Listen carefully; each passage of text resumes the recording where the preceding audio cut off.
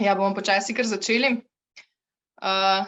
Vse skupaj želim en lep večer. Moje ime je Kristina Trstenjak in sem del ekipe, ki upravlja spletno mesto mojpsihoterapeut.si.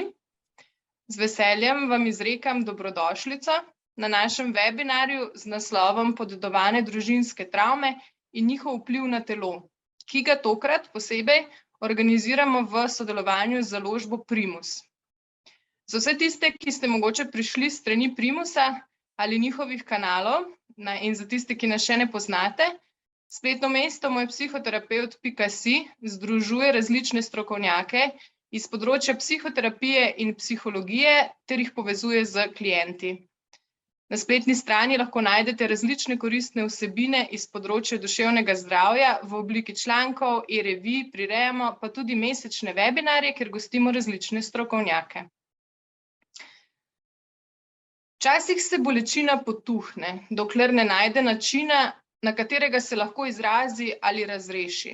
To se lahko zgodi šele v naslednjih generacijah in se kaže v obliki simptomov, ki nimajo nobene logične povezave z vašim življenjem. Piše Mark Volin, avtor knjige Podedovane družinske travme. S plesno-gibalno psihoterapevtko, eno izmed terapevtk iz naših vrst, Saro Idzik, se bomo danes pogovarjali o medgeneracijski travmi ter vlogi telesa pri njenem razumevanju in integraciji. Če knjige morda še niste prebrali, lepo vabljeni, da jo naročite na spletni strani založbe Primus, v chatu spodaj pa bomo objavili povezavo. Najprej nekaj tehničnih zadev. Webinar snemamo, ker je namen, da ga objavimo tudi na našem YouTube kanalu. Lepo ste povabljeni, da med dogodkom vklopite kamere, vaši mikrofoni pa so zaenkrat utišani. Če se vam med webinarjem porodi vprašanje, ste zelo lepo povabljeni, da ga napišete na chat.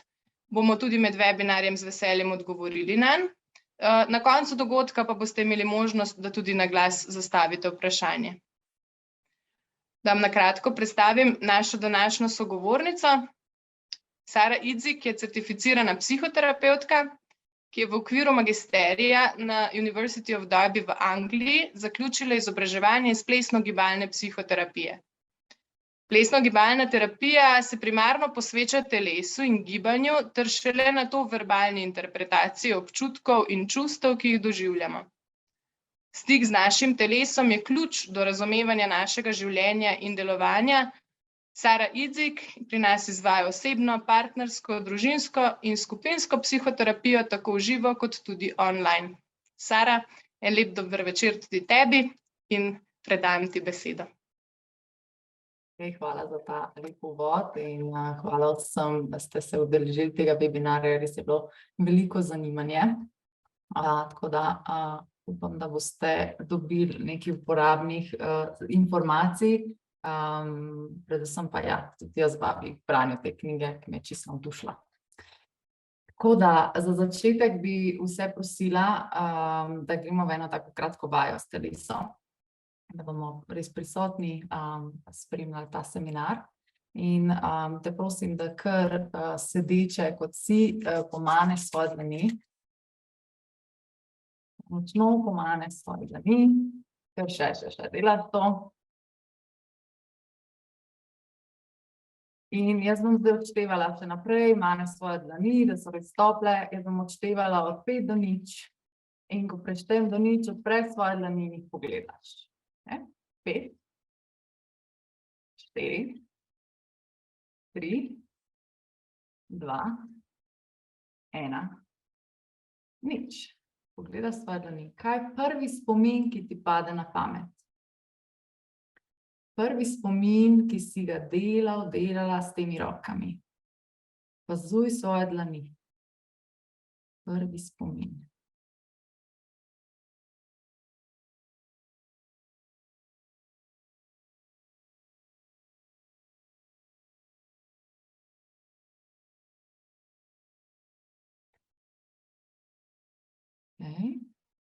In ko imaš ta spomin, greš samo s tem spominom, se spomniš, kaj je bilo takrat, kako je bilo to, kdo je bil ob tebi, kakšen je občutek v telesu, zdaj, ko se tega spominjaš.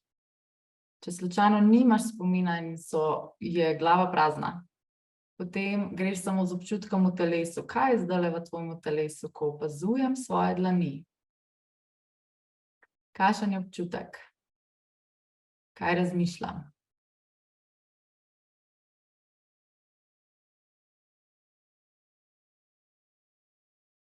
A diham? In zdaj dlani postavi na eno mesto, izven sebe ali na svoje telo. Samo postavi jih nekam, kamorkoli čutiš. In opazi, kam si jih postavil. A so pristale na tvojem telesu, a so pristale izven tvojega telesa, iz vidika, ne vem, na mizi, na kavču. Okay? In razmisli oziroma se vprašaj, a ima ta del mojega telesa, a ima ta pozicija, kamor sem postavil svoje roke, kaj veze z mojim življenjem. In kakšna je ta površina? Je trdna, je mehka,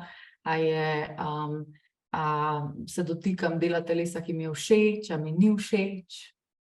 Se dotikam nečesa, kar mi je znano, kar mi ni znano, kar mi je domač občutek, nedomač občutek. In počasi popustiš. Se udobno namestiš in gremo malo teoretične podlage. Delim svoj ekran. Ok. Zdaj začenjamo z enim citatom iz tele knjige, ki ima mogoče malo povezave s to vajo, ki smo danes delali, ki pravi, da če pogledamo svojo dlan, bomo zagledali svoje starše in vse generacije svojih prednikov. Vsi so namreč živi v tem trenutku in vsak je prisoten v našem telesu in mi smo naslednik vsakega izmed njih. In s tem citatom tudi vstopamo v današnjo temo podedovanih družinskih travm. Najprej pa, če bom to zadela, da gre naprej.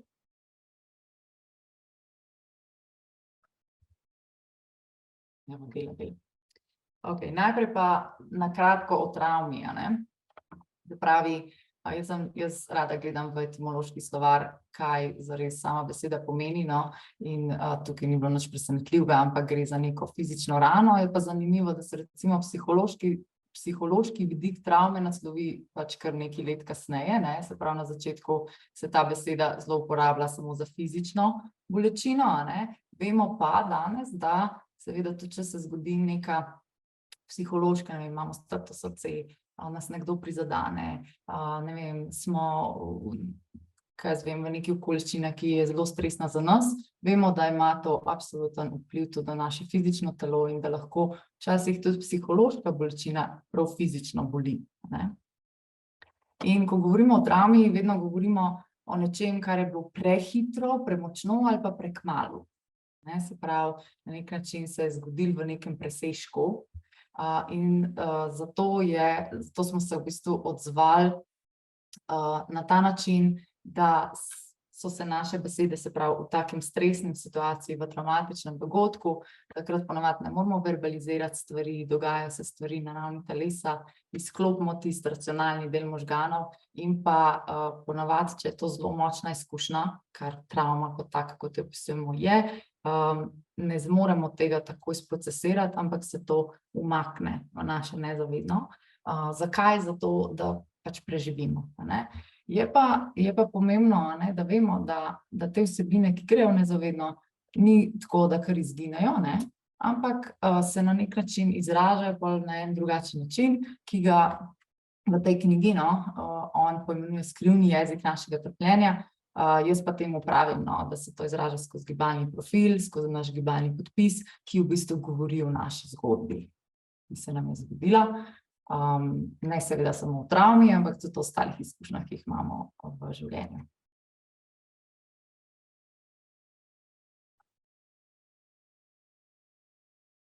Zdaj, ko pride, ne, do travmatičnega dogodka, seveda to vpliva na delovanje naših možganov, že prej sem rekla, ne, da se pravi center za razmišljanje se nekako izklopi. Ta prefrontalni korteks je na nek način zablokiran, mnogo bolj se aktivira amigdala, ki poskrbi za to, da se lahko odzovemo na nevarnost, in tudi, če smo doživeli repetitivno travmo, potem v bistvu amigdala dolgoročno pač bolj aktivirana in bomo v vsem videli na nek način neko nevarnost. Seveda vpliva tudi na druge dele možganov, skozi pač kemične procese, ki se odvijajo, ko se izloča kortizol in pač ostali hormoni. Je pa pomembno, da vemo, da travma ne glede na to, da vpliva na naše možgane, se iz tam prenaša na celo naše telo, in v bistvu kot laiki, se v tem profesionalnem področju, kar se tiče psihoterapije, psihiatrov, se mi zdi, da se že zelo veliko zavedamo te body-mind povezave, ampak tako kot laiki včasih pozabimo, da je telo tudi zraven, da smo samo tukaj nekaj zablokirali v glavi, pa ne moramo nekaj sprocesirati, ampak da v bistvu telo je tisto, kjer se v bistvu informacije shranijo. In jaz pri svojem delu velikokrat uporabljam pristop, ki se imenuje mapiranje telesa. In v tem pristopu je zelo očitno, da pač se nekaj dogaja ne samo tukaj gor, ampak pač vse dol do naših nog. In če pogledamo te slike, verjetno vsakega nekam kliče ta slika. Se pravi, niso to neka telesa, ki bi bila zelo sproščena, sploh mogoče tale je zelo zgleda, kot da malo skače ven iz telesa, tukaj vidimo neko pokopališče, se izrazi, se pravi, travma govori skozi neke simbole in v bistvu skozi to tehniko nekako pridemo v to, da bolj razumemo, kam se je travma shranila. Ker ne gre za to, da v bistvu, če recimo doživim, naprimer, da sem bil spolno zlorabljen. To ne pomeni, da je moja travma samo tukaj, lahko se ta travma shrani nekam drugam. Se pravi, ni nujno, da je pozicija na unem delu telesa, seveda bo ta del bolj zakrčen, ampak ni nujno. Ni nujno, lahko preusmerim to nekam drugam, da na nek način še malo bolj zapakiram, da ni vidno. Se bo pa potem mogoče odražalo to na tem, da bodo moje noge bolj na noter hodile. Se pravi, pač, da bom imel bolj, temu se reče pač v plesno-gibalni terapiji, da imam bolj notranji flow. Ne vem, zakaj mi ne dela. Počasi se premika sladi. Se pravi, dogaja se, travma se, pač izkušnja travme se dogaja na ravni pač celotnega telesa, mogoče je dobro vedeti, da se imunski sistem tudi je takrat malo v zatonu, in pa mogoče ta zanimiv podatek, da se tudi hitreje staramo, če je bila neka travmatična izkušnja in v bistvu to nosimo v telesu, to konstantno na nek način jemlje energijo v telesu in povzroča, da se dejansko hitreje staramo. Kot sem prej rekla, stvari niso nikoli pozabljene, se pa nikoli ne izločijo kot cela zgodba, nikoli ne pridejo v zavest kot cela zgodba, če se z njimi ne ukvarjamo, ampak bolj kot neki razdrobljeni delci spomina. To se pa zgodi zato, ker ko mi doživimo travmo, se v bistvu aktivira ta nedeklarativni spomin, se pravi, mi si lahko zapomnimo samo delčke, ne moramo si pa zapomniti, ne moramo pa to sestaviti v eno zgodbo. In potem se to odraža v nekih simbolih ali pa se izraža v nekih stavkih z neko močno čustveno nabitostjo, to bomo pol kasneje pogledali. Lahko gre za to, da pač se dogajajo določene prekinitve na ravni telesa, to pomeni, da se en del telesa premika na en način, drugi del telesa se premika na drug način. Potem gre za to, da smo mogoče lahko bolj v telesu rigidni ali pa so določeni deli, ki so tako zelo, se zdijo, da niso naši. Potem se lahko dogaja, da ponavljamo en in isti ritem, recimo, da moja roka skozi tapka ali pa da moje roke držim skozi v eni poziciji ali pa noge skozi v eni poziciji, držim napetost v določenem delu telesa. Skratka, ogromno enih izrazov, ki so lahko zelo individualni za posameznika, kako ta travma res, kakšen izraz dobi. In zakaj se pač to dogaja, ne? Zakaj samo te delci, pa zakaj je pač vse tako zapakirano, ne? Ko se odrazi na našem telesu, je zato, ker na nek način je nevarno, da bi se tega spomnili.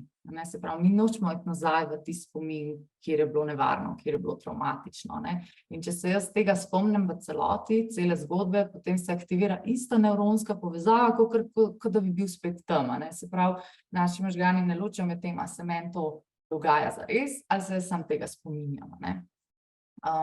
In zelo zanimivo je, ne, da v bistvu tekom terapije, ko gremo raziskovati te drobce, to ne pomeni, ne, da ko imam jaz te drobce, da zdaj, da sem izbrisal pol te izkušnje. Zanimivo je to, da te drobci odklepajo točno ful jasen spomin, se pravi, pa si zapomnimo, kakšno barvo las je imela ta oseba, si zapomnimo, kako, ne vem, koliko ljudi je bilo v tem prostoru, kakšen vonj je bil, ne, se pravi, vse pol to odklene, celo to izkušnjo, ne, ampak je bolj varno, da v našo zavest pridejo samo drobci, kakor da bi bila skozi nami ta cela izkušnja, ker pa sem dejansko skozi v stresu in je to pač nevzdržno, a ne.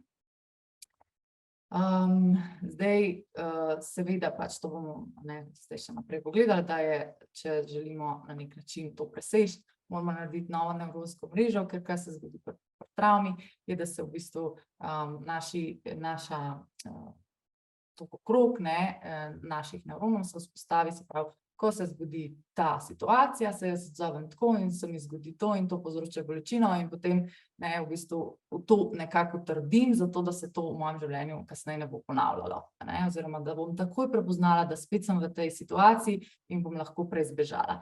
In je v bistvu zato nujna obnova te nevronske mreže.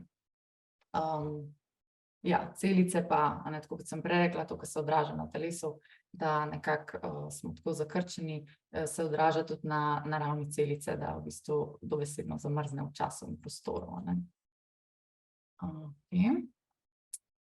Zdaj, meni je vedno zelo zanimivo povedati to, ne, da načeloma, kakor ironično se to sliši, je, da se travma v telo shrani zato, da lahko premaknemo, da lahko nekaj z njo naredimo, ne, ker telo je tisto, ki nas lahko fizično premakne naprej. In v bistvu tudi Mark Volin v tej knjigi, on opisuje, da je neposredna izkušnja občutkov in občutja, ne, ki so bile potlačene v telesu v času travmatične izkušnje, je ful pomembna, zaradi tega, ker mi moramo na nek način to, kar se nam dogaja kot simptom, ne, ali pa kot ta drobec travme, ki jo nosimo s sabo, mi moramo to nekam, moramo umestiti nekam, moramo pripeti to nekam.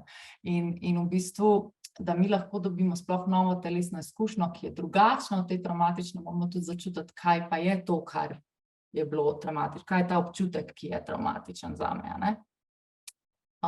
In v bistvu tukaj govorimo potem, ne, da dopolnjujemo v plesno-gibalni terapiji, dopolnjujemo gibalni podpis, se pravi, celo gibalno analizo, katero naredimo, se potem pač točno vidi, tukaj je oseba zamrznila, tole je spustila, to je povezano s tem dogodkom in potem v bistvu dopolnjujemo gibalni podpis, zato da dobimo v telo novo izkušnjo. Šele z novo izkušnjo lahko v bistvu kreiramo novo nevronsko mrežo. Seveda pa pač to ne rabimo delati skozi plesno-gibalno psihoterapijo, obstajajo pač tudi druge tehnike, ki so dokazane, da povečujejo plastičnost naših možganov, ne, kot so pač te 3 tukaj napisane. Je pa pomembno omenjati, da ko se lotevamo travme, da je zelo pomembno, da imamo neko varno in zaupljivo okolje in da je to pač nek dolgotrajen proces, ki se ne zgodi kar tako, ampak mi moramo sploh pripraviti telo do te mere, da se toliko sprosti in počuti toliko varno, da lahko sploh gre raziskovati te drobce travme, a ne. Tako da zato v takem primeru, ne, psihoterapija pride še kako prav. Zdaj, kaj jaz ugotavljam pri svojem delu, je, da ko pač gremo na to raven telesa, ne, ki je absolutno ključna, sploh v tistih travmatičnih dogodkih, kjer kjer se je recimo travma nam zgodila, preden smo bili verbalni. Se pravi, da je bilo to v materinem trebuhu ali pa da je bilo pač preden smo spregovorili, takrat v bistvu si z besedami ne moramo kaj dosti pomagati, ne? Zato ker se je travma dogajala, preden mi sploh imamo ta verbalni kanal, ne? In v bistvu takrat moramo iti v telo in je to tudi edini način, da pridemo do te travmatične izkušnje. Opažam pa, ne, da iti v telo je precej težko za večino ljudi, ne? Velikokrat, ko ljudje pridejo k meni, moramo najprej sploh delati na tem, da se začnemo zavedati sebe v danem trenutku, kako se počutimo, kaj se dogaja na noter, kako sploh poimenujemo to, kar se dogaja na noter, ne? In pa da se v bistvu sploh zavedam, kaj s svojim telesom delam v danem trenutku, ker smo toliko na nek način ločeni in je v bistvu pol to prva faza, ne, v katero gremo.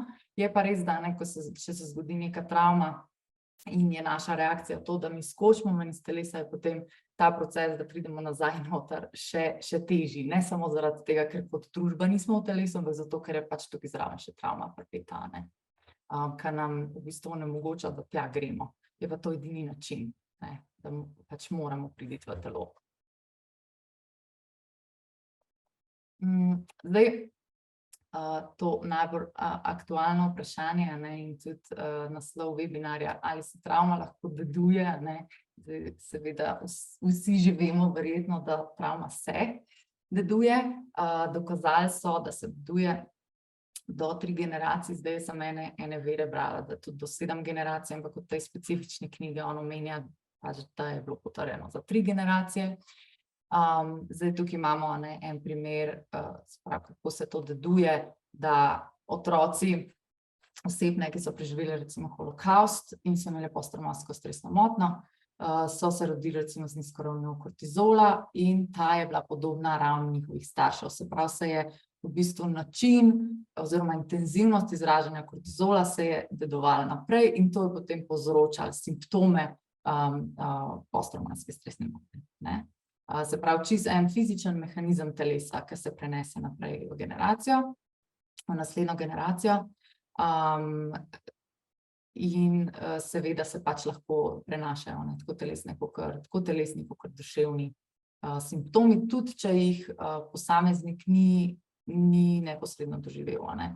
Se pravi, to ne pomeni nujno samo iz ene generacije v drugo, ampak lahko je določena stvar že vmes pozabljena, se potem zgodi v 3. generaciji in se odrazijo neki simptomi, ki nimajo veze z življenjem tega posameznika, ne, ampak imajo veze s 3 generacijami nazaj, ne, kot odraz, recimo na holokavst, na vojno, na pač karkoli se je takrat zgodilo, na nek travmatičen dogodek, ki se je takrat zgodil babici, prababici. Zanimivo je tudi to, no, da ne podedujemo samo te želje po umiku dražljaju, ki je bil za nas nevaren, ampak cel odziv, ne. Se pravi, če je bila naša babica ful v stresu, ne, in ful v strahu, pač podedujemo podoben mehanizem stresno-strašnega odziva, okej, kakor ga je imela babica. Ne samo, da se pač tej situaciji izogibamo, ne, da nam nekaj tam ni, ne. Da pač se ne počutimo fajn in a priori ne gremo tja. Zdaj, to je... Ja.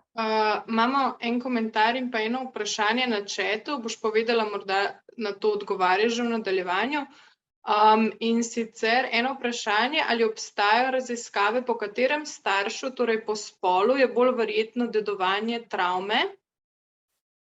Okej, zdaj, jaz nisem naletela, da bi bila prav ta, govorili se je o tem, saj tole bom zdajle malo govorila, kako se recimo po materini, ne, liniji pač deduje, ne, pač stvari zaradi tega, ker smo mi že v trebuhu, se pravi, 3. generacija že v trebuhu, ne, babice, ne, ampak zdaj, da bi prav zasledila, katera specifična travma ali pa po kateri liniji se bolj deduje, nimam odgovora na to. Je pa mogoče zanimivo sklepati glede na ta slajd, kaj ga imamo zdaj, da je za recimo po očetovi liniji se dedujejo bolj stvari, ki jih je oče doživel, v dani tej, tekom njegovega življenja, medtem ko če gledamo žensko linijo, je po vsej verjetnosti oziroma je dobro gledati vsaj 3 generacije nazaj. Zato, ker smo mi že v trebuhu, tako kot kaže ta slika, mi smo že v trebuhu babice, se pravi, okolje, ki ga je doživljala babica, direktno vpliva na nas. Se pravi, kot celice, to so prekurzorske celice jajčeca, je že v bistvu trebuhu babice. Se pravi, bi jaz rekla, da mogoče je tale ženska linija zelo močnejša, to bi bila moja interpretacija, ampak nisem pa zasledila, da bi bilo prav tako, da je raziskava, ki bi pač to meni potrdila, to moje sklepanje. Ker je tudi tako, da zdaj oče res, da sprav, da v bistvu se semenčice se preoblikuje lahko glede na njegove izkušnje v danem življenju, in potem vpliva na nas ob spočetju in po spočetju lahko, ker oče ustvarja tudi okolje medtem, ko smo mi v trebuhu. Ampak zdaj, če oče ni predelal stvari od svojega očeta ali pa od svoje mame, potem bo to seveda vplivalo na to, na njegova semenčica na nek način. Se pravi, tako, težko bi zdaj rekla točen odgovor, tako da ja. Je pa zanimivo vprašanje in bom malo pogledala, ker me v bistvu tudi mene zanima, kaj, če je bilo prav dokazano, v kateri liniji se bolj prenaša. Še drugi komentar, pravzaprav na prejšnji slajd, potem takem imamo vsi travme, saj so bili vsi naši stari starši v vojni. Ja. Zato pa tudi v psihoterapevtskem procesu je fajn gledati, kaj se dogaja našim staršem, pač, kakšno je bilo tisto okolje za njih, zato ker vojna je neko stanje, ki seveda na vse vpliva, je pa res, da na ene bolj vpliva kot na druge. Iz vidika, odvisno, kako se mi odzivamo na to, koliko mi zmoremo sebe umiriti v eni toliko stresni situaciji. Sprav, v taki meri se bo pol to tudi naprej preneslo, ali pa koliko se mi počutimo ogrožene, ali pa če smo bili mi takrat ravno noseči. Skratka, veliko enih stvari je, ki potem mogoče zmanjša ali pa poveča to travmatično izkušnjo, ki se naprej prenaša. Ja, se pa definitivno strinjam. Vsi smo doživeli travmo in zato je dobro gledati toliko časa nazaj. Zdaj pa kateri vidik vojne se je nas najbolj dotaknil, je bila to, ker je takrat bilo, a je bilo to za eno družino socialno pomanjkanje, pomanjkanje hrane, je bilo to za ene, da so jih dejansko, da so nekoga bombardirali, da so videli nekoga umreti, kaj se je dogajalo v unem okolju, pa lahko na nek način potem različno vpliva na posameznika. Sem odgovorila, upam, da sem odgovorila. Gospa v chatu je še priporočila branje knjige Alenke Puhar, Prvotno besedilo življenja. Morda, če si boste prebrali celo sporočilo kar v chatu in seveda lepo povabljeni k branju. Sara, ti predajam kar besedo nazaj. Dobro, se pravi, če nadaljujemo, kaj je najbolj pomembno, ko govorimo pač o dedovanju čez te 3 generacije, je, da signali iz okolja, se pravi, kaj se dogaja v naši okolici, v bistvu vpliva na to, kateri geni se bodo na nek način izrazili in kateri se ne bodo izrazili. Pravi, na nek način je bilo dokazano, da predrejo signale iz okolja celično membrano in potem vpliva to na vedenje in fiziologijo celice. To je seveda tako dosti strašljivo, hkrati pa optimistično, če vemo, da potem lahko z nekim varnim okoljem, ki ga mi kreiramo zase, kot generacija, ki pa ne živi v vojni, recimo, čeprav, zdaj se seveda tudi nadaljavo nekaj dogaja, ampak mi trenutno nismo v vojnem polju, je pač to lahko zelo dobra informacija, ker potem jaz lahko dejansko lahko popravim izražen mojih genov. Je pa mogoče ta slika če gledamo tukaj, kako se je zdaj recimo dedovalo neko nezadovoljstvo, se pravi, ta babica je bila nezadovoljna v svojem zakonu, ker je pač bil ded alkoholik in ga je nekako tako opisovala. In to njeno nezadovoljstvo se prenese na mamo. Verjetno je bila babica že noseča s to mamo, ko se pač to vse, ali pa je konstantno v njenem okolju bilo to nezadovoljstvo in ga je mama zaznavala in posledično je tudi ona na nek način kopirala to nezadovoljstvo, hkrati pa tudi odnos do partnerja, gre se deduje naprej in potem spet naprej na otroka. Temu v bistvu rečemo, ko dejansko gre naprej nek ta občutek, ali pa neka drža do drugega ali pa do mojega življenja, temu rečemo identifikacijska občutja. Zdaj, zakaj se sploh dogaja, da se pač travma deduje naprej, je predvsem zato, da bi nas na nek način zaščitila. Se pravi, mi ne želimo iti ponovno v travmatično izkušnjo. Prav, vsaka generacija se želi izogniti travmi prejšnje generacije na nek način. In v bistvu s tem tudi pridobivamo nek razširjen nabor naših odzivov na stresne okolice, ker ko smo mi v trebuhu, se že privajamo na okolje, v katerega bomo vstopili. Se pravi, če grem naprej, mi v trebuhu gradimo tako imenovano epigenetsko pripravljenost. Pravi, otrok je v trebuhu, mama se odziva na okolico, v kateri trenutno živi, in otrok potem registrira, ta dražljaj, na ta dražljaj se je mama odzvala tako, na ta dražljaj se je odzvala tako, se pravi, na nek način pridobiva material, kako se mora on odzivati na svojo okolico in kakšne dražljaje lahko pričakuje v svojem okolju, v katerega se bo rodil. In potem pride v to okolje in mogoče je to okolje potem drugačno, zato ker mama je mogoče med nosečnostjo, se ločevala s partnerjem, pa menjavala stanovanje, ali pa menjala službo, ali pa je umrl brat, ali pa različne stvari. In potem pa, ko otrok pride na svet, je pa to okolje zdaj, pa ona mama recimo postavila svoje okolje, ima zdaj mnogo bolj umirjeno življenje, je sprocesirala svoje stvari, je odžalovala, smrt brata in v bistvu potem je to okolje malo drugačno, kot smo bili mi v trebuhu. Ampak stvar je v tem, da ta epigenetska pripravljenost ostane, se pravi, sem jaz lahko potem se v okolje, kamor pridem, se lahko odzivam tako, kot prej, ko sem bil v trebuhu. In potem tukaj nastane malo problem, ker potem se moram naučiti, kako na nek način ne biti toliko občutljiv na to novo okolje, ali pa lahko se zgodi tudi, da sem premalo občutljiv, ker je bilo, ko sem bil v trebuhu, je bilo vse fino, pa ko sem prišel ven, se je pa zgodila neka tragedija v družini in je bilo vse drugače in jaz nisem pripravljen na to. Se pravi, tukaj je ta, trik, ki je dobrega pogledati, kaj se je dogajalo med nosečnostjo, ko sem bil razvijajoč se otrok in potem kasneje. In koliko je to skladno v mojem življenju. Zdaj tukaj imamo še en primer, kjer v bistvu prababica pri 18 letih povzroči požar, v katerem umre njen novorojeni otrok.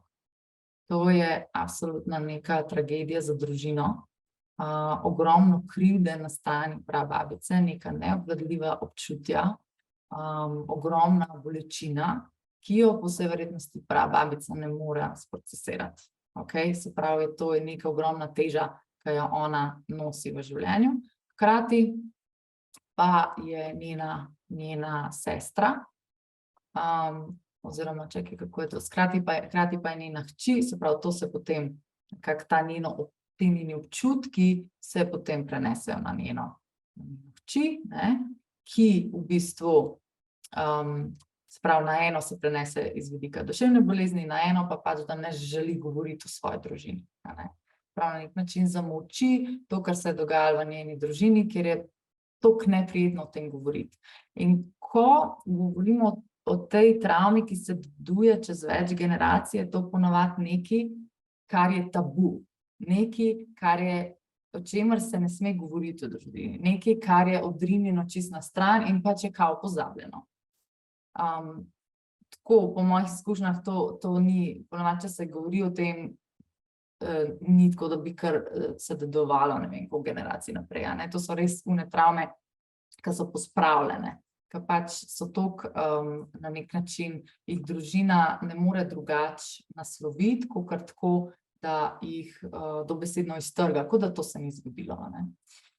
Seveda je to obrambni mehanizem, a ne, na kakšnega funkcionira družina, da pač to je njen način, ta dinamika družine, da je pač družina lahko normalno živi naprej, normalno, ne, seveda se to potem deduje naprej, a ne. In kaj se potem dogaja, a ne, če babica, prababica tega ne more sprocesirati, to se prenese na njeno hči, ki se odraža na en način, se pravi, v tem primeru je bila to duševna bolezen. Na drugo hči se prenese na način, da pač o tem ne želi govoriti, se pravi, je to neka zamolčana skrivnost. Zdaj mogoče ima kakšne fizične simptome ta babica, ne nujno duševne, okej? In potem se to prenese naprej na, recimo, poporodno, se to izrazi na poporodni depresiji, pač ko govorimo o porodu, ponavadi o porodu se nam velikokrat aktivirajo travme, naših prejšnjih generacij. In potem se to prenese še naprej na njeno hči, ki pa na nek način, ki se ji zanimivo zaktivira to pri 18 letih, a ne, se pravi, to je meni najbolj zanimiv podatek, no, da ko govorimo o medgeneracijski travmi, je tako ta inteligenca telesa toliko pametna, da se dejansko izrazi simptom velikokrat pri enaki starosti, kakor se je dejansko zgodila travma naših prednikov. Se pravi, prababica je torej pri 18 letih se je zgodila ta nesreča z otrokom, se pravi, njena hči je bila pri 18 letih sprejeta v bolnišnico, tule pač nimam podatkov, ampak tukaj recimo spet pri 18 letih v bistvu čuti, da se jih bo zmešalo, da nekaj ni okej, da nekaj ni, ne. In tukaj zdaj pač ta zmešalo se mi bo je v bistvu neki jedrni stavek, ki je kot drobec travme, ki prihaja v zavest. Tako da, to je to. In v bistvu, ja, tule se je najbolj pomembno zavedati, da travma bo vedno našla način, da pride, da se izrazi, a ne, izraziti se pa želi zato, da na nek način se razreši in da gremo naprej brez travme. Zato, ker če se spomnimo nazaj, travma, tudi če na nek način jo nosimo od prejšnjih generacij, vpliva na to, na našo kvaliteto življenja, vpliva na naše fizično telo, ne. In če gledamo čisto evolucijsko, seveda bo pač telo želelo izločiti nekaj, kar ga podira, a ne. In če je to neka psihološka stvar, ki ga v bistvu ruši iz balansa, potem pač se bo trudil to izraziti, zato da bo to dal stran. In pač to se dogaja, ne. Če ena generacija tega ne naredi, potem bo pač to naredila druga generacija. Mogoče samo še to, a ne, obstaja to razmišljanje v družbi, da če mi ne povemo stvari, potem mi s tem ne obremenjujemo svojih otrok. Ali pa mi na nek način ne prenašamo teže na njih. Ampak v resnici s tem sam še bolj zakrijemo nekaj in potem naslednjim generacijam pač ni jasno, kaj se zares dogaja, ne. In kaj je hujše, ne, kakor to, da ne vem, da sploh ne vem, kaj se dogaja, da nimam kam pripeti tega, kar se mi dogaja. Ne, to je v bistvu hujše, kakor da vem, okej, to pa to se mi je zgodilo in zdaj se moram s tem soočiti in pač kot družina to sprocesiramo. To izžalujemo, to na nek način skupaj probamo drtati, ne. To ne pomeni, da zdaj trdim, da morajo otroci, ne, da moramo otrokom pač na njih vso težo cele družine, ampak dajmo se pogovarjati na njihov način in predstaviti stvar, ki se je zgodila, ne, v družini in predvsem dajmo spremljati, kaj se potem z njimi dogaja, da mi njih podpremo, ne oni nas. Ne? Ker ja, verjetno v tem primeru se dogaja tudi to, da verjetno otrok mnogo bolj čuti starša, ne? Se pravi, čuti stisko starša in jo hoče na nek način reševati. Ne? In to je v bistvu prevelika teža. Če nadaljujemo, torej travma, dokler se ne, jaz moram malo predstavljati tole po ekranu, da vidim slajde, ker polhane enih opečkov. Dokler travma ni poimenovana, vpliva na vsa področja. Ne? Se pravi, to se lahko odraža na zelo različnih področjih, a so to odnosi, je to, koliko sem jaz uspešen, moje zdravje fizično, sami socialni stiki. In vse, kar se meni, kar kot travmatično nosim s seboj, je pospravljeno v mojem nezavednem, tako moje travme, kot travme mojih prednikov, v samozavest, pridejo pa samo delčki, tako kot sem prej rekla. In zdaj, te delčke moramo mi nekako nasloviti oziroma razumeti in jim pomagati, da iz njih sestavimo oziroma raziskati, da iz njih sestavimo neko zgodbo, ki je zgodba v bistvu preteklosti, ker šele ko prepoznamo to zgodbo preteklosti, lahko dobimo primerjavo, oziroma lahko primerjamo, a je naša zgodba sedanjosti res taka, kakor je bila zgodba preteklosti, in a jaz v sedanjosti res rabim vse te simptome in mehanizme, obrambne mehanizme, ki jih je pretekla generacija tja postavila, zato da se je obranila pred neko izkušnjo. In v bistvu ta primerjava je ful pomembna, da jaz ugotovim, da čakaj malo, mogoče pa te moji delčki, ki so tukaj, sploh niso vsi moji, oziroma te moji delčki, ki so tukaj postavljeni, ščitijo staro zgodbo, ne pa moje trenutne sedanjosti. In ko govorimo o tem, da se travma deduje in v bistvu kako sploh priti do teh delčkov, kako priti do te zgodbe, je zelo pomaga, da na nek način imamo, se pravi, dokazano je bilo, da tisti ljudje, ki imajo boljše odnose s starši, da na nek način lažje se spopadajo s tem nezavednim materialom, ki prihaja na površje. A je to samo en starš, a je to, sprav, da na nek način poiščejo ponoven stik z njimi. Prav, da ni tukaj neke prekinitve, ki se dogaja, tudi če so že pokojni, da na nek način se probajo umiriti s tem, kar jim je bilo predano, ali kakorkoli, kar jim je bilo preko generacij na njih, dano kot neka teža, da morajo zdaj oni razreševati, ker v resnici težava ni v tem, kaj so nam storili starši, pa kakšno travmo so zdaj oni nam dali, ampak zakaj se v bistvu mi še vedno tega oklepamo? Kaj je zakaj mi to še vedno sabo nosimo? Kaj lahko s tem naredimo, kako se lahko od tega ločim? Zakaj izražam ta simptom zdaj v tem trenutku, ko ni več okrog te travmatične izkušnje zame?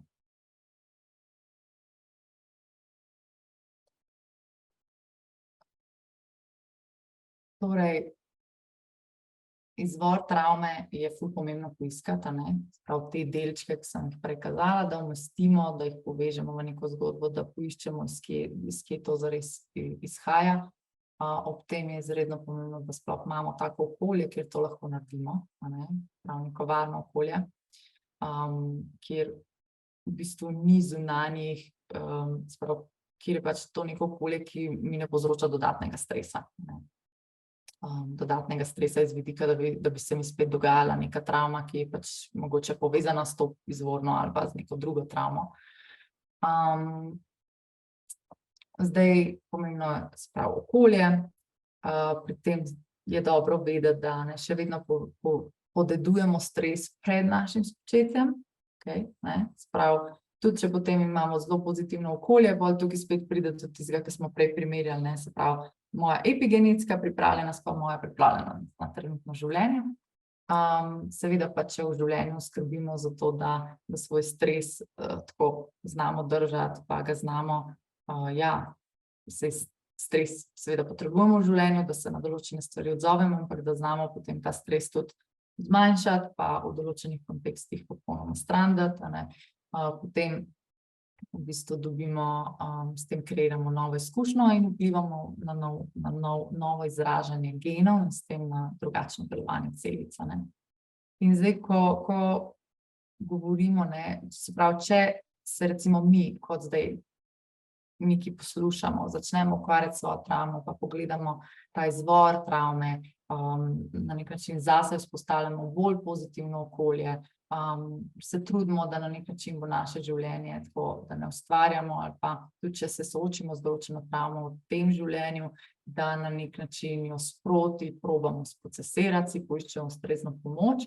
potem bo naša naslednja generacija imela v bistvu olajšano stvar, se pravi, se bo že v bistvu lahko na celični ravni se bo še vedno mogoče šopal kortizol, zaradi tega, ker pač smo mi doživljali, ker je bila tukaj neka travma, ali pa smo se ukvarjali z neko staro travmo in je pač bil to stres za telo, ampak naše vedenje, ki ga pa zrcalimo iz okolice, ki nas je obdajal, ko smo odraščali, je pač nam pa da vedeti, da okolje je zdaj varno, jaz se lahko drugače odzovem, tudi če čutim nek stres v telesu, ga znam pomiriti, se pravi, tudi če bo moje fizično telo še vedno procesiralo po mehanizmu travme, bo moje vedenje lahko že drugačno, se bom jaz lahko drugače odzival in potem naslednja generacija se bo pa celo mehanizem notranji, se pravi, če se na celični ravni spet spremenil, se pravi, se bo pa spremenilo delovanje celic dejansko.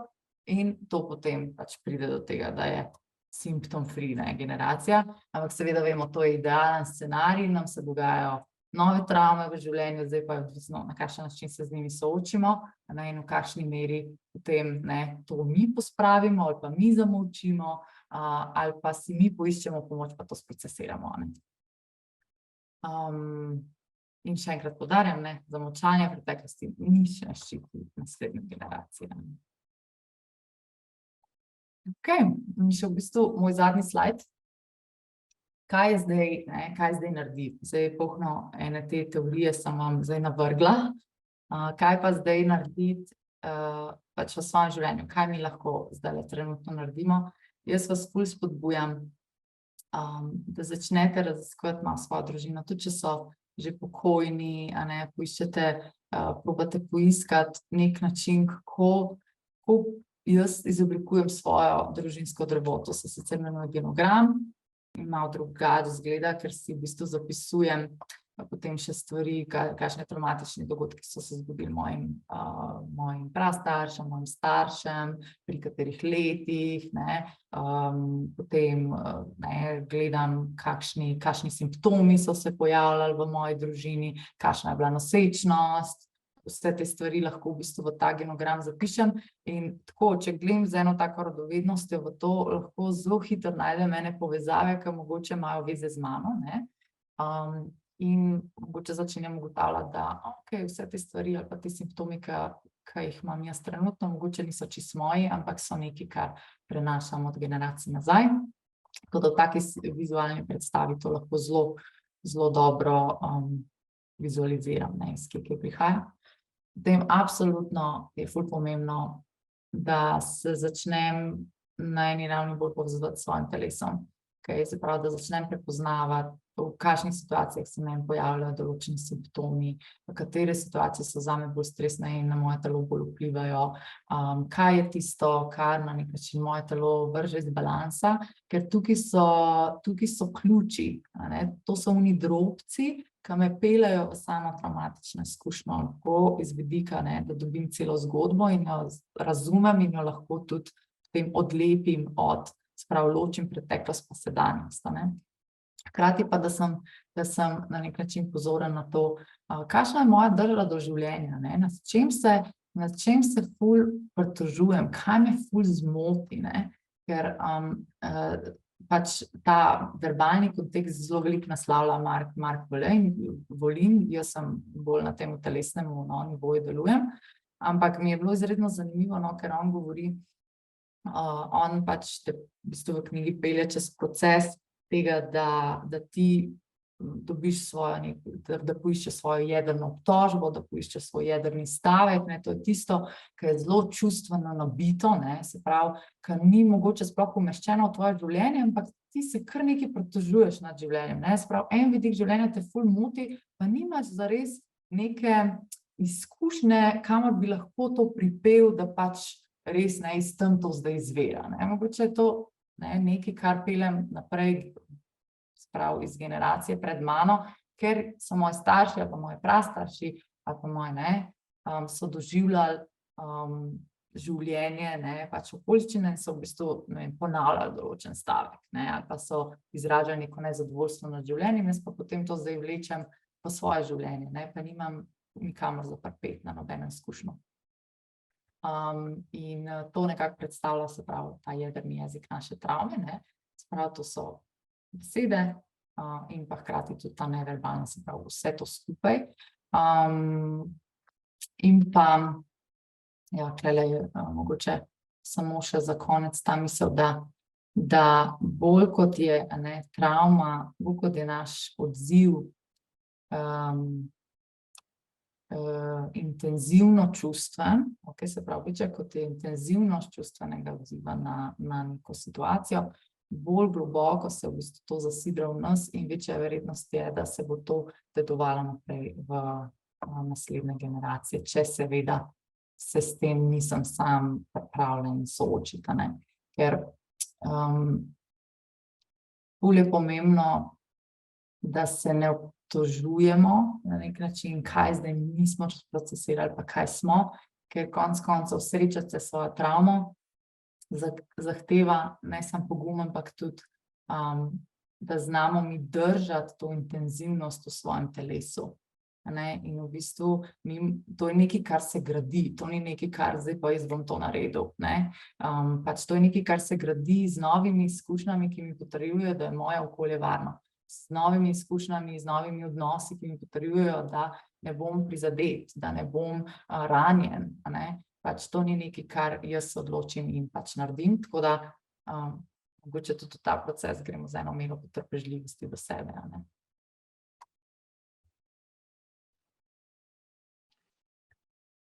In to je to. V sami tej knjigi, zdaj tam ste videli, sem na te citate, to so bili v bistvu vzeti večino iz te knjige. Jaz absolutno priporočam to knjigo, ker je res tako sistematično te pelje čez cel proces, da boš tudi sam se srečal z določenimi stvarmi, seveda pa tudi priporočam, če so res neke to globoke zadeve, ki ste jih že ful raziskovali, pa enostavno ne moreš nikamor umestiti, je absolutno pač psihoterapija eden izmed načinov, kako do tega lahko prideš v nekem varnem okolju. Zdaj pa mogoče samo še tale misel za konec, da ljubezen naših prednikov zahteva, da živimo polno življenje in ne ponavljamo strahov ter nesreče iz preteklosti. To je globoka ljubezen, tiha, brezčasna ljubezen, ki nas povezuje z vsemi in vsemi in taka je močna zdravila. Sara, najlepša hvala za čudovito predavanje. Dragi gostje, vabimo vas, da postavite kakšno vprašanje, lahko v chat, lahko pa tudi priklopite mikrofon, vprašate v živo. Dve vprašanji sem že zasledila in sicer nekaj, kar se navezuje na predzadnji slajd. Če je nekaj zamolčano in to oseba razreši pri sebi, sprocesira, ali se to prenaša naprej, ali je to olajšanje potem tudi za otroka? Definitivno je olajšanje za otroka, zato ker otrok čuti, da si ti predelal stvar, ali ne. Pač stvar je v tem, da mi mislimo, da ko pospravimo eno stvar, pa jo zamolčimo, da pač otrok to pol ni v njegovem polju. Ampak to ni res. On čuti, da ti nisi čisto sproščena. Ali pa sproščen. Ja, sproščena. In In ko v bistvu ti se soočaš s svojimi stvarmi, pa jih razrešiš, potem ti ne rabiš, otrok ne rabi, da mu vse verbaliziraš. Otrok rabi sam čutiti tebe, da si ti v redu. Okay? Se pravi, absolutno pomaga, da ti to sprocesiraš in potem ti otroku ne rabiš razlagati, glej, jaz sem zdaj to procesiram in bom to sprocesirala in zdaj je te lažje. Ne, on bo to začutil. Ja. Naslednje vprašanje se navezuje na genogram. Kaj, če nimamo možnosti izgradnje genograma, ker družine ni blizu ali takšne komunikacije enostavno ni, je torej možno prepoznati travmo in jo razrešiti? Jaz bi v takem primeru spodbudila, da pač greš, kar pač veš, zapišeš v ta svoj genogram. Okay? Se pravi, tiste stvari, verjetno veš, ok, približno toliko sester je bilo v družini, je bilo tako, mogoče kakšne stvari so bile očitne v družini ali pa si vedela, mogoče čutiš, da ok, po tej liniji, po očetovi liniji, tam nekaj ni štimal, ne? Sem čutila, da tam je neprijetno okolje, kadar sem, ne vem, mogoče šla enkrat tja. Ne? In mogoče ti je že to znak, da je mogoče tam zate nekaj. Tako da pejt splošno, okay? Kaj vem, in v bistvu tudi, če ne vem čisto vsega, mi to lahko že daje na sliko, ker že sam to, da dam na papir, drugače vidim neke povezave v povezavi z mano. Zdaj, kaj meni tudi pomagalo, ko sem delala ta genogram, je, da ko napišeš vse te članke, za katere veš, da so obstajali, mogoče za koga niti ne veš, da je bil, ker je bil, ne vem, splav ali pa smo otroka, kakorkoli, da ko se s pogledom premakneš s pozornostjo po papirju in sam začuti v telesu, uporabi svoje telo. Ne? Začuti v telesu, kje je ono, ki je tako malo tak čuden občutek, pri kateri osebi. Ali pa, ali se moje telo malo drugače odzove, ko vidim, ne, tam ime moje babice, ali pa ko vidim tam ime prababice. Ali pa pradetka, kaj zvem, ne? Sprav, telo naj ti bo vodilo, ne? Ker smo začeli, vse je v telesu. In če ti nosiš eno travmo iz generacij, bo prišla čez telo. In tudi ljudje v tem, ne, čutimo, recimo jaz, ko delam z ljudmi,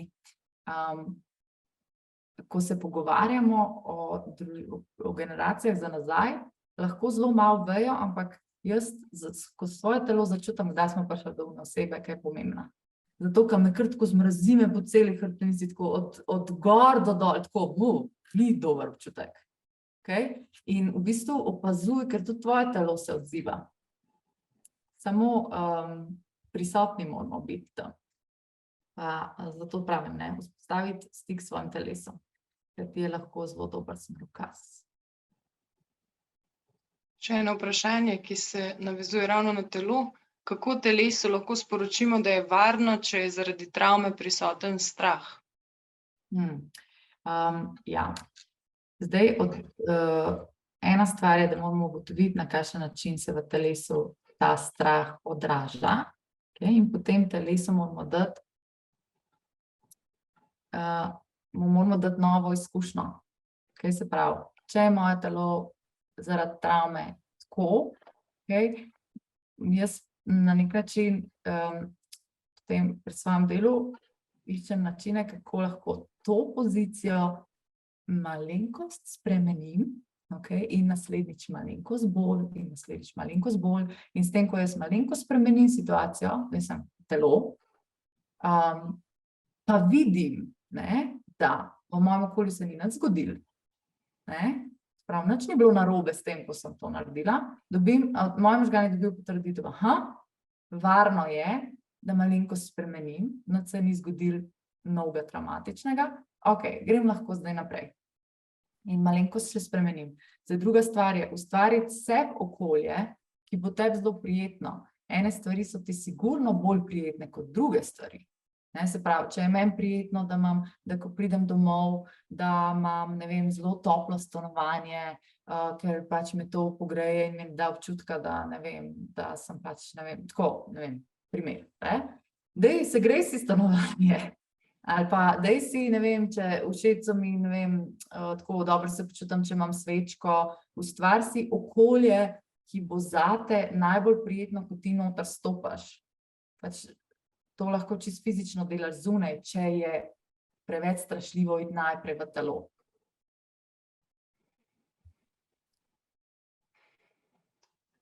Lepo povabljeni, če bi želel kdo še na glas zdajle zastaviti kakšno vprašanje mogoče. Tukaj sem videla, da je še eno drugače. Aha, vidim še. Ali je ADHD lahko tudi povezan s travmo? To sem še spustila. Zdaj v tej knjigi sem jo zasledila, zdaj upam, da bom prav povedala, da je bila narejena ta povezava med tem, da ko je otrok v trebuhu in če je mama zelo se pravi, če se v njenem okolju dogajajo ful stresne stvari in da na nek način je v takem malo hiperaktivnem stadiju, mama, zaradi tega, ker pač mora vse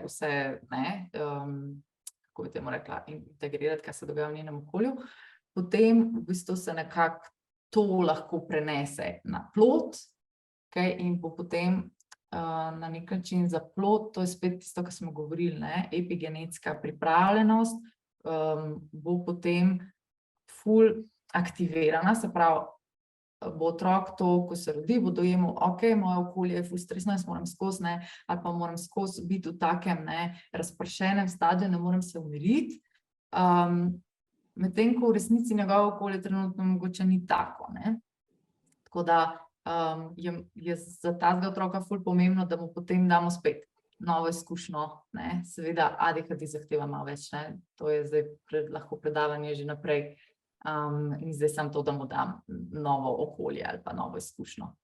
Je pa lahko dedovano s travmo, ampak jaz tukaj ne bi rekla, jaz osebno ne bi rekla, da je to neka medgeneracijska, lahko bi bila, ampak je bolj ta povezava mame pa pač mame med nosečnostjo, tako.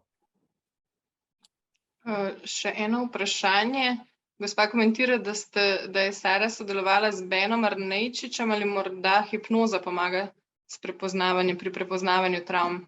Ja, tle v tej knjigi je bila omenjena hipnoza, da jaz osebno pač ne delam s hipnozo, ker se mi zdi, da ne potrebujem tega delati, da pridemo do sem, ampak ja, mislim, da pa se nekateri tudi tega poslužujejo, tako da tudi je omenjeno v tej knjigi, Sploh, če so kakšne te travme, ker prej sem govorila o teh travmah, ki so preverbalne. Prav, ko sem jaz v trebuhu, ko se mi zgodi nekaj pač do starosti, preden spregovorim. To so ful one travme, ki jih zelo težko, pač ne moreš jih ubesediti. Tam so, pač nekaj se mi dogaja, ne vem, kako, kaj, kam naj to umestim, In v takem primeru, recimo, bi hipnoza bila dobra.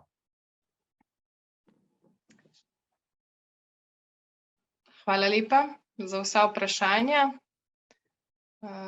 Majčkeno smo že čez uro, zdaj, če bi res še kdo želel postaviti v živo vprašanje, sicer bomo počasi zaključili. Res se vam lepo zahvaljujemo za tako številčno udeležbo. Še enkrat hvala, Sara, za tole vprašanje, za odgovore na vprašanja in pa za tako predavanje. Veliko pohval je tudi v chatu, najlepša hvala za lepe komentarje, to nas vedno spodbuja, da vedno znova pripravljamo predavanja z našimi terapevti. Sara, predam ti še zadnjo besedo v imenu ekipe mojpsihoterapevt.si, pa vam želim tudi lep večer. Ja, jaz bom samo rekla, pogumno oziroma radovedno raziskovanje svojega življenja. Radovednost je tista, ki nas ne oteži dodatno, da zdaj moram najti svojo travmo, ampak nam dovoljuje eno tako odprto pozornost, eno lahkotnost s tem, ko se lotevamo, odlepiti vse te plasti od sebe, pa sebe osvoboditi. Tako da to bi bila moja popotnica za vas, sicer pa se tudi jaz zahvaljujem za udeležbo in za vprašanja, feedback. Tako, lepo bodite. Svidenje.